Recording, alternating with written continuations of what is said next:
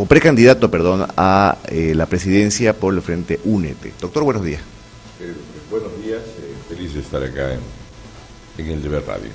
Este es uno de los asuntos que usted nos marcaba cierta preocupación. Incluso tengo entendido que usted ha tomado contacto con la Iglesia a través de una carta a la Conferencia Episcopal. Coméntenos aquello, por favor. Bueno, mira, lo que pasa es que mucha gente no percibe que el país está en un profundo riesgo. El riesgo es de que el MAS pueda reproducir el poder. Y ante esa situación estoy en la responsabilidad de convocar a todas las fuerzas políticas, a las que se creen muy grandes, a las pequeñas, a las medianas, a todos, absolutamente todos los opositores, a que reflexionen, a que vuelvan a la cordura, a que lo agarren el tema con seriedad. Hay muchos que piensan que el MAS está derrotado, y no es así. El MAS tiene 600.000 trabajadores públicos, multiplicados por su familia por 4, son 2.400.000. El MAS tiene las Fuerzas Armadas, la Policía, el GECIP, el Tribunal Constitucional prorrogado tiene 5 tribunales, que pueden hacer maravillas, pueden hacer todas las sentencias, porque hasta ahora no han emitido ninguna ley que pueda sancionar el tema de la preclusión para que pueda tener garantías este proceso electoral. El opositor que en este momento piensa que el MAS está destruido y que no va a ir por la reproducción del poder, o que les va a entregar, o que se han tirado a morir y están esperando simplemente entregar el poder, están totalmente equivocados. Y en este momento vemos en las calles, en las redes sociales, en los medios de comunicación, una guerra cruenta, como si no fueran los opositores miembros de un mismo proyecto político de recuperar la patria de las manos del socialismo y del hambre, la miseria y la destrucción que ha venido viviendo este país a los 17 años. La esperanza de los perseguidos políticos, la esperanza de los detenidos políticos es que la oposición gane. Por eso yo convoco, y por medio de la carta se lo he pedido a la Conferencia Episcopal Boliviana, de que convoque a la madurez de todos los líderes nacionales, sean grandes, sean pequeños, todos. No se olviden que para ganar unas elecciones vale el 50+1, un solo voto cuenta. Y aquí importan todos los líderes nacionales. Depongan las mayores actitudes de enfrentamiento. Se están desarrollando las batallas más cruentas ahora, cuando no es ese el momento, no es el momento entre nosotros de agarrar y de enfrentarnos. Es el momento de tener puede haber una competitividad, pero con empatía, con solidaridad, con fraternidad, no hacerse la guerra sucia, porque estamos dividiendo más al país. El país está mucho más dividido ahora por los mismos opositores que por la propia división que tenemos con el MAS. ¿Cómo se puede lograr? Porque uno dice, la unidad en torno a qué o en torno a quién. Al momento lo que se ve, hay una cierta unidad contra el MAS, hay un movimiento anti-MAS, pero claramente está, y las elecciones pasadas me remito, no alcanza. ¿En torno a qué? ¿En torno a quién? El tema, las personas son secundarias. Lo que importa es la generalidad del pueblo boliviano. Aquí debemos de poner los egoísmos, las posiciones personales. Aquí todos se creen que son salvadores de la patria y no es así. Este país lo vamos a salvar todos cuando nos unamos. Si a mí me dicen, vos vas a ser viceministro de Educación, pues me voy de viceministro de Educación porque de repente voy a poder educar mejor y voy a poder transformar la universidad boliviana. No es que yo he nacido para ser presidente. Si todos pensamos que hemos nacido para ser presidente, entonces damos 50 presidencias. No se trata de eso. Si a ti te dicen, vos te vas de canciller, pues sí, es un honor servir a la patria. De eso de pensar ciegamente en que soy yo el candidato a la presidencia y si no, no soy nada, eso está llevando a hacer ver de que esa oposición que se ha construido sobre falsas hipótesis de que ellos tienen la mayoría, simplemente porque han manipulado encuestas, porque han manipulado información y se han posicionado entre ellos en una fotografía y hacen ver que entre ellos solamente son los opositores y que los emergentes son vagón de cola. No es así. La grandeza de los líderes y de los presidentes, y más aún cuando ha sido expresidentes, está el de poder tener la capacidad de incorporar la mayor cantidad de gente y de líderes. Se necesita es renovar inclusive los líderes de nuestro país.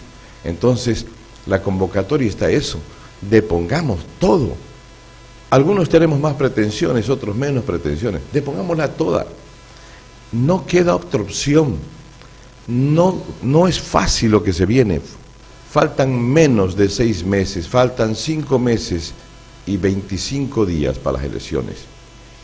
Y vamos a llegar agotados dentro de 2 meses en un proceso de división profundo, agudo, lleno de rencores, de diferencias. Estamos mostrando grandes diferencias en los opositores. No existen diferencias, porque los opositores creen en la libertad de mercado, del mercado libre, creen en que hay que crear una nueva justicia, una nueva policía, hay que reestructurar todo el país, la institucionalidad. Entonces no hay diferencia. ¿Cuál es la diferencia? Es quién quiere ser presidente. Bueno, entonces reunamos, y por eso lo he pedido a la Conferencia Episcopal Boliviana, que ellos tienen la jerarquía y tienen la moral histórica, porque lo han hecho en la época de Banzer, lo han hecho en la época más difíciles, las más difíciles las dictaduras, de que vengan y todos tengamos la capacidad de conversar y de unirnos. Porque aquel que que se ciegue en el concepto de él solo es el único que ha nacido para ser presidente en un concepto totalmente mesiánico, le va a hacer un profundo daño a la democracia y sobre él recargará toda la responsabilidad de que el MAS se mantenga en el poder. Doctor, un asunto más que quisiera abordar con usted tiene que ver con las reglas del juego. Usted hizo una observación, entiendo, a la divulgación de encuestas. Hace un par de días una nota en el EB marcaba que hay cierto vacío legal sobre aquello, divulgación de encuestas y las proclamaciones de algunos precandidatos, que había un cierto vacío que de eso se agarraban para que no sea ilegal hacerlo. ¿Cuál es su mirada al respecto? Bueno, el tema es que hay muchos inclusive unos periodistas que tienen revistas y que tienen varias cosas, que aprovechan inclusive estos momentos lo esperan porque es cuando ganan muchísimo dinero. Entonces ellos aprovechan para inventarse una serie de encuestas. Las encuestas, una encuestadora tiene que estar registrada dentro del órgano electoral, tiene que haber una ficha técnica, tiene que tener el control del órgano electoral, tiene que saber cómo se la está haciendo. Las encuestas no son hechas en papelitos y se dice aquí, a ver, anda allá al mercado y saca una encuesta. Una encuesta es un procedimiento matemático. El estadísticas es una ciencia muy compleja, y no es fácil de hacerla porque tiene que tener representatividad, tiene que tener percentiles, variables, un montón de cosas. Eso no lo hace cualquiera, es un tema científico. ¿Y qué es lo que hicieron? Los políticos tradicionales inmediatamente pagaron a determinadas empresas que por seguramente la crisis económica se han vendido, entonces han sacado todas preferencias. Un día sale Julanito, una semana, al otro día sale Perengano y después sale el otro. Y así van, según cómo van poniendo. Y van saliendo, inclusive, han sorprendido a medios de comunicación, como hay una fundación Bolivia Unida, que no existe, que ha sacado de que hay otra encuesta. Entonces todo es ficticio, todo es armado, se está burlando. ¿Y con eso qué se está promoviendo? Direccionar la opinión pública, direccionar al ciudadano boliviano, hacer ver de que uno es el que está ganando y todos, bueno, tienen que ir tras él. Eso es muy burdo y además esas son parte de las formas y las prácticas políticas que ocurrieron desde los años 1990, 1980, ya las hacían así para direccionar. ¿Y qué para inducir? Claro, para inducirlo hacía el MNR, el ADN, el MIR, Nueva Fuerza Republicana, todas la hacían. Y entonces la UCS, todas hacían, pagaban algunos medios de comunicación en ese entonces que se vendían. Le digo el argumento, sí. El argumento es que son totalmente ilegales. El concurso del tribunal sería a partir de la convocatoria. Al no haber convocatoria, que va a ser en abril, se abre esa brecha. No, existe ya un calendario electoral. Y la ley habla desde el calendario electoral. Yo estoy de acuerdo que vulnera el espíritu, pero digo, los abogados van siempre sobre lo que se puede demostrar y lo que dice la letra muerta de la ley. No, yo pienso que también existe la ética y creo que hay algo que debemos devolver al país.